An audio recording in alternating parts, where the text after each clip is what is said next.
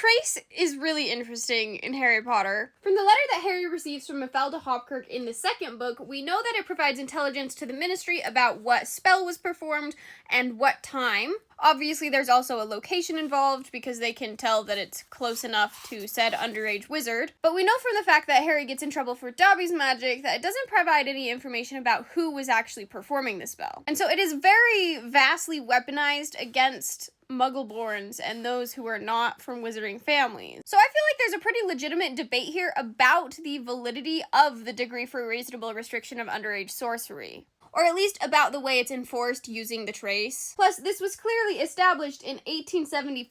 I feel like it's a little bit out of date. It just definitely unfairly targets those underage witches and wizards who are living only with muggles, because any underage magic users who are living with other witches and wizards would not get in trouble for the spells happening around them because the Ministry can just assume that the adults are performing those spells. Considering the other side here, there could perhaps be an argument made about the underage wizards coming from Muggle families needing a little bit more strict guidance from the Ministry.